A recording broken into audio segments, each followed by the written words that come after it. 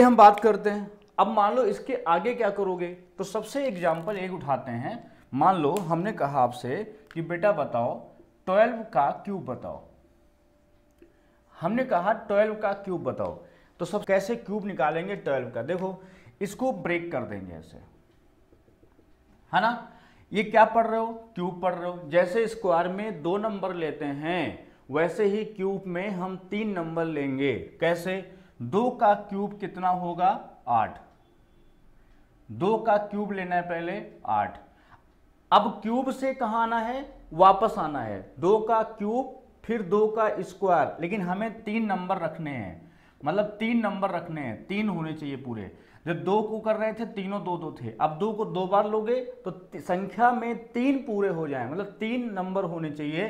जब 2 हो गया 2 बार तो बचा 1, इससे गुणा करना पड़ेगा। 2 का स्क्वायर 2 और 2 का स्क्वायर 4, 1 से गुणा करो, 4 1 कम 4 3 12, कैरी कितना 1।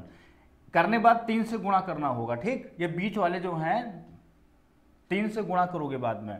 अब देखो 2 की पावर 1 ले लो, 2 और 1 का स्क्वायर, पहले इसका स्क्वायर इससे गुणा और फिर इसका स्क्वायर इससे गुणा, तो 1 का स्क्वायर 1 कह सकते हो और 2 से गुणा 2 3 6 1 7।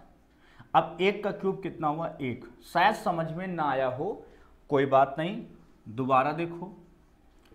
23 की हम लोग क्यूब की बात करते हैं, 23 के क्यूब की बात करते हैं। कैसे, देखो 3 का क्यूब कितना होगा 27, क्लियर है। 2 कैरी हुआ, 3 का क्यूब 27। अब क्या, इसको पहले ब्रेक कर लो बीच में से। देखो 3 का क्यूब हो गया 27, अब 3 का स्क्वायर बोलो 9, 3 का स्क्वायर 9, 9 को 2 से गुणा करो, 9 दूनी 18, है ना। 3 का स्क्वायर 9 दूनी 18 और 3 से गुणा कर दो, 18 3 54 और 54 2 हो जाएगा 56, कैरी कितना हो गया 5। जैसे तुमने अभी इधर किया था वैसे इधर करो। 2 का स्क्वायर 4, 4 3 12, 2 का स्क्वायर 4, 4 3 12, 12 3 36 और 36 5 कितना हुआ 41, कैरी कितना 4। अब ये 2 का क्यूब कर लो आखिरी में, 2 का क्यूब 8, 8 4 12, 12 167। अब जैसे मान लो हम आपसे कहें कि भैया बताओ 43 का क्यूब बताओ, 43 का क्यूब आपसे पूछा जाए तो कैसे करोगे 43 का क्यूब। देखो ध्यान से, 3 का क्यूब कितना होता है 27 होता है, इसको बीच में ब्रेक कर लो। 3 का क्यूब कितना 27, कैरी कितना हुआ 2 हुआ, ठीक। अब देखो 3 का स्क्वायर, क्यूब से कहाँ आओगे स्क्वायर, 3 का स्क्वायर 9, 4 से गुणा करो, 9 को 4 से गुणा करो 36, 36 को 3 से गुणा करो, 36 3 108, 36 3 कितना होता है 108, 2 110, कैरी हो गया 11। दोबारा वैसे इधर गुणा करो, 4 का स्क्वायर 16, 16 3 48, 48 को 3 से गुणा करोगे तो हो जाएगा 144, 144 को 11 हो जाएगा 155, कैरी कितना हो गया 15। अब 4 का क्यूब कितना हो गया 64 और 64 और 15 हो गया 79, ठीक, ये हो गया। अब देखो मान लो आपसे कहा जाए कि बताओ भाई 102 का क्यूब कैसे करोगे, 103 ले लो चलो, अच्छा 103 का क्यूब कैसे निकालोगे। तो 103 के क्यूब की बात जब करेंगे तो इसको भी 0 के पहले यहां से ब्रेक कर दो ऐसे, ठीक। बहुत ध्यान सुनना, बहुत इंपॉर्टेंट है। अभी आगे जो क्वेश्चंस हैं वो आपके पेपर में पूछे गए हैं। अब देखो 3 का क्यूब कितना हुआ 27, कैरी कितना हुआ 2। अब 3 का स्क्वायर, 3 का स्क्वायर 9, 9 को 10 से गुणा करो 90, 90 को 3 से गुणा करो। देखो पहले ये 4 स्टेप होते हैं, आपको दूसरे को 3 से गुणा करना है, यहां इसको नहीं करना है, तो इसलिए यहां देखो पहला हो गया। अब देखो 3 का स्क्वायर 9, 9 दहाम 90, 90 को 3 से गुणा करोगे तो 270, 270 और 2 272, 27 कैरी हो जाएगा। कितना हो जाएगा 27 कैरी हो जाएगा। अब देखो इधर का 10 का स्क्वायर 100, 10 का स्क्वायर 100, 100 को 3 से गुणा करो, कितना हो गया 300, 3 3 900, 927, 927 में 92 कैरी हो गया। अब 10 का क्यूब कितना हो गया 1000, 1092, ये हो गया पूरा 1092। चलो एक नंबर और लेते हैं कोई, ध्यान से देखो। जैसे हमने कहा बताओ भाई 73 का क्यूब बताओ, 73 का क्यूब बताओ, तो कैसे निकालेंगे ध्यान से देखना। इसको ब्रेक कर दो ऐसे, 3 का क्यूब 27, कैरी कितना 2, यहाँ तो कोई दिक्कत नहीं।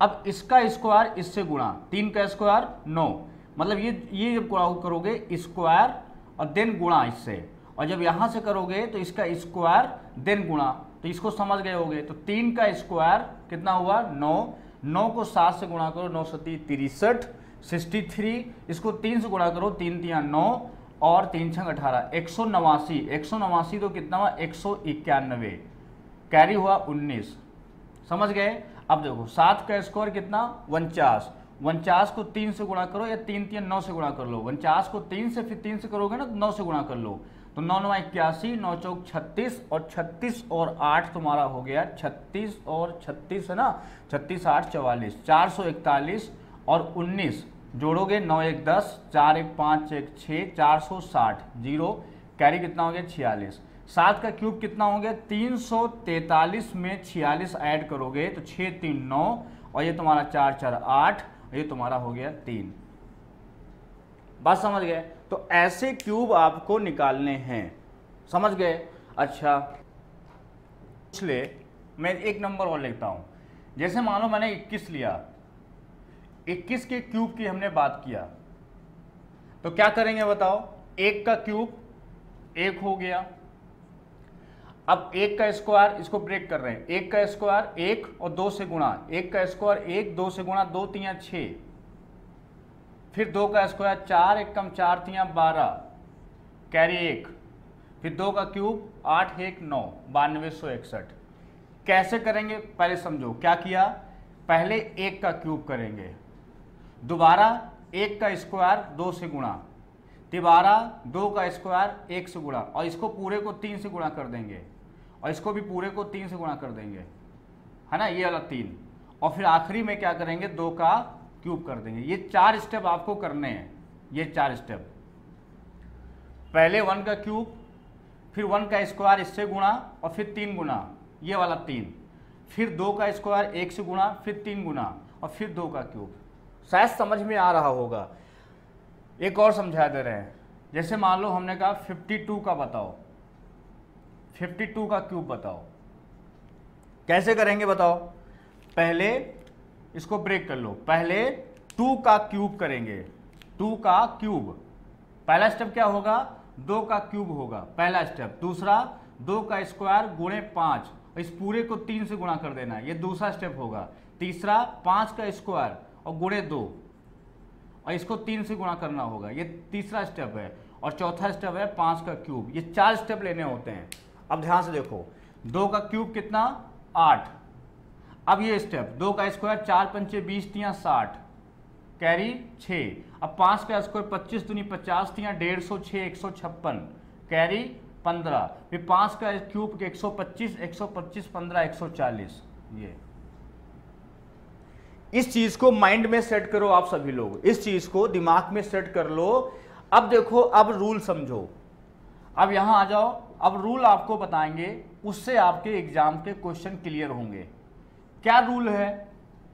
रूल ये है, बहुत ध्यान से देखिएगा। रूल ये है कि यहां का अगर ये इसका क्यूब है तो ये बताओ 2 1 कितना होता है 3 होता है। 2 1 कितना हुआ, इसको जोड़ो, 2 1 कितना हुआ 3 हुआ। और 3 का क्यूब कितना होता है, 3 का क्यूब 27 होता है। और 27 में उनका सम कितना होता है 9 होता है। ठीक। अब यहां देखो 9 2 11, 11 6 17, 17 1 18, 8 1 9, मतलब डिजिट का सम समान होता है। क्या लिखोगे रूल में, डिजिट का सम समान होता है। अब मुद्दे की बात हुई, समान होता है, ये रूल हो गया, डिजिट का सम समान होता है।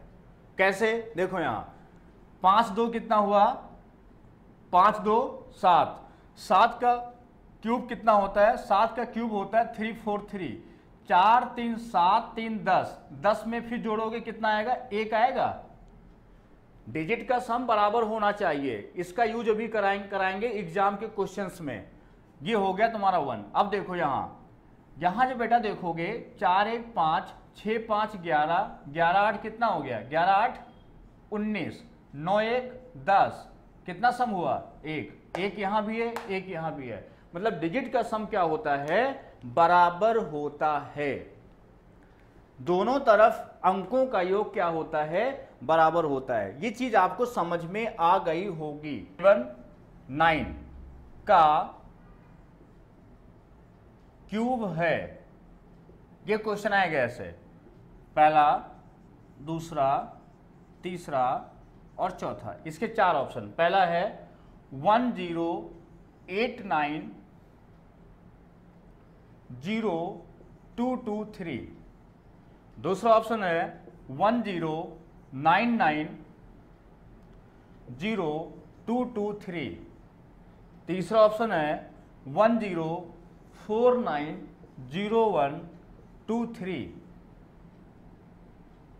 ठीक, चौथा ऑप्शन है 10980123।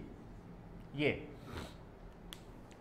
अब 4479 आ गया, उसने कह दिया कि 479 का क्यूब है। अब पेपर में क्या आप इतना बड़ा नंबर निकालोगे? मैं आपको सिखाता हूं, ऐसे क्वेश्चन आप मुश्किल से बहुत ही कम समय में निकाल ले जाएंगे और कभी छोड़ के नहीं आएंगे। कैसे, देखो, इसका क्यूब पूछा है तो क्या करोगे, देखो 9 7 16, मेरे साथ बोलो, 9 7 16, 16 4 20, 20 में 2, 2 का क्यूब 8, क्योंकि क्यूब भी करना था तो सम कितना होना चाहिए, सम होना चाहिए 8। अब 8 सम किस में आ रहा, देखो 3 2 5 2 7, 9 7 16, 16 8 24 1 25, 25 में 5 2 7, नहीं होगा। 3 2 5 2 7, 9 7 16, 16 9 25, 25 1 26, 6 2 8, ये 8 है, ये 8 है, मतलब इसको ये सही हो गया। अब नीचे देखो 3 2 5 1 6, 9 6 15, 15 4 15 4 19 1 20, इसका सम कितना आ रहा है, 2। अब एक सही हो चुका है, नहीं होगा। 3 2 5 1 6, 8 6 14, 14 1 15, 15 9, कितना होता है 14, और 14 9 23 होगा, 23 1 24, 4 2 6, मतलब इसका भी नहीं होगा। कौन सा होगा, मात्र सेकेंड ऑप्शन बैठेगा। सवाल देखो, अगला क्वेश्चन लिखो, इस पे क्वेश्चंस आ सकते हैं आपके एग्जाम में। क्वेश्चंस लिखो कि यदि, ऐसे लिख लो, यदि x गुणे y गुणे z, 3 x y z बराबर है, मान लो 12 144, 12 144, हमें बताना x plus Y plus Z का मान ज्ञात करो, का मान ज्ञात करो, जहां x y z लगातार प्राकृतिक संख्याएं हैं, नेचुरल नंबर हैं, प्राकृतिक संख्याएं हैं। ये मतलब ये दिया है क्वेश्चन, यदि x y z बराबर 12 144, x plus Y plus Z का मान ज्ञात करो, जहां x y z क्या है, तुम्हारी प्राकृतिक संख्या है। ऑप्शन है 67, दूसरा ऑप्शन है 69, तीसरा ऑप्शन है 47 और चौथा ऑप्शन है 58। चलो जल्दी से बताओ, अगर मुझे 3 संख्याओं का योगफल पूछा है और लगातार एक शब्द दिया है, अगर कंटिन्यूअस की बात करता है, लगातार की बात करता है और 3 संख्याओं का हमसे योगफल पूछा है, मतलब वो 3 का मल्टीपल है। 3 संख्याओं का योगफल क्या होगा, 3 का मल्टीपल होगा, अगर वो लगातार हैं तो। अगर वो लगातार हैं तो 3 संख्याओं का योगफल अगर हमें निकालना है और वो कंटिन्यूअस नंबर हैं तो 3 का मल्टीपल, तो 3 से ये नहीं कटेगा, 3 से ये नहीं कटेगा, 3 से ये नहीं कटेगा, मात्र ये ऑप्शन कटेगा, ये आंसर हो जाएगा। लेकिन ये कैसे, अब देखो ये तो हो गया पहला तरीका। दूसरा तरीका आपको सोचना है, पहला आपने सोचा कि 3 संख्याओं का योगफल निकालना है और लगातार है मतलब वो 3 का मल्टीपल है। 4 लगातार संख्याओं का योगफल निकालना है तो 4 का मल्टीपल है। 5 लगातार संख्याओं का योगफल निकालना है वो 5 का मल्टीपल है। 6 लगातार संख्याओं का योगफल निकालना है वो 6 का मल्टीपल है। 7 लगातार संख्याओं का योगफल निकालना है वो 7 की मल्टीपल है, समझ गए ना। 11 लगातार संख्याओं का योगफल निकालना है वो 11 की मल्टीपल है। ये सब बातें नोट करते रहो कॉपी पर, यही सब पॉइंट्स आपको मजबूत बना देंगे। लगातार 19 संख्याओं का योगफल हमें निकालना है, वो 19 के पहाड़े में आता होगा, ठीक। 19 की टेबल से चारों ऑप्शन चेक करेंगे, जो कट जाएगा वो हट जाएगा, जो होगा वो आंसर हो जाएगा, ठीक। वैसे ही आंसर निकाला करो, ऐसे ही क्वेश्चन एग्जाम में पूछे जाते हैं। अब देखो दूसरा तरीका क्या है, अब कैसे करोगे, अथवा करके कैसे लगाओगे। 12 144 ये देखना है यह किसके क्यूब के पास है, यह किसके क्यूब के पास है, क्यूब के पास है या नजदीक है, नजदीक है, नजदीक लिखना, नजदीक, नजदीक है, या किसके क्यूब के नजदीक है, किसके पास है। तो अब बताओ 12 144 किसके पास है, सोच के बताओ। आपने 12 144 आपने जब क्यूब देखा होगा तो 22 का क्यूब जो होता है वो होता है 10,648 और जो 23 का क्यूब होता है ये होता है 12,167 और जो 24 का क्यूब होता है, अब आगे पतिन से पढ़ाया नहीं है, 13,824 ये हो गया 13,824। अब देखो ये इसमें सबसे नजदीक किसके है, 23 के नजदीक है। मतलब जो ये 3 नंबर थे एक्स वाई जेड, इसमें जो बीच वाला नंबर है वो 23 है। जिसके क्यूब के ये पास होगा, जिसके क्यूब के यह पास होगा वह नंबर कौन सा होगा, बीच वाला होगा। हम क्यूब पढ़ा रहे हैं और क्यूब में जितने क्वेश्चन आ सकते हैं मैं आपको करवा रहा हूं। ये जिसके पास होगा वो बीच वाला नंबर होगा। अब 23 ये है तो ये 22 होगा, ये 22 है तो ये जेड कितना होगा, 24 होगा। हमें तीनों को जोड़ना है तो 22 प्लस 23 प्लस 24 जब जोड़ोगे तो आंसर होगा 69। 3 लगातार संख्याओं का प्रोडक्ट, 3 लगातार संख्याओं x, y एंड z का प्रोडक्ट, गुणनफल, इसका जो गुणनफल है ये दे रखा है तुम्हारा 17,550, 17,550 है। तो x plus Y plus Z का मान क्या होगा, का मान, ये सब सवाल सोचने वाले हैं। पहला, दूसरा, तीसरा और चौथा, 4 ऑप्शन है। इसमें आपको बताना है 67, 78, 79, 74। चलो जल्दी बताओ।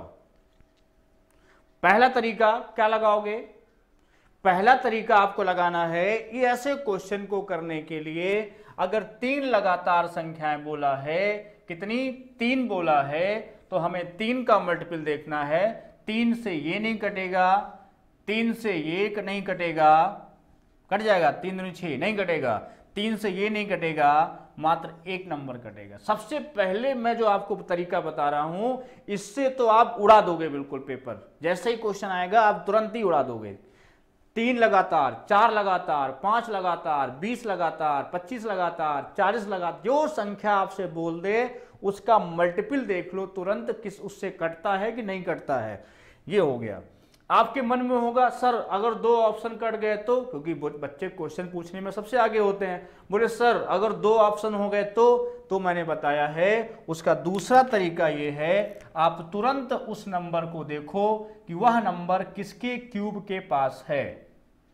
जैसे x, y और z की बात कर रहे हो तो किसके क्यूब के पास है, तो ये बताओ 30 तक, 1 से 30 तक क्यूब याद कर लो। ये सभी दुनिया का सभी मास्टर कहते हैं और हम 2010 से कहते हैं, जब से हम पढ़ा रहे हैं 1 से 30 तक क्यूब याद कर लो। अब देखो, जैसे तुमने कहा यार 25 का क्यूब जो होता है 15,625 होता है, 26 का क्यूब जो है उसके आगे होता है, 27 का क्यूब उससे, अब देखा यहाँ 17 था तो लगभग वही 26 का क्यूब जा रहा है, तो ये 26 के क्यूब के नजदीक है। 26 का क्यूब कितना होता है, 17,000 करके कुछ होता है, 576 या शायद, है ना। 26 का क्यूब होता है 17,576, हाँ आप मिल रहे हैं, ये 3 डिजिट अपने आप मिल जाएंगे। देखो ये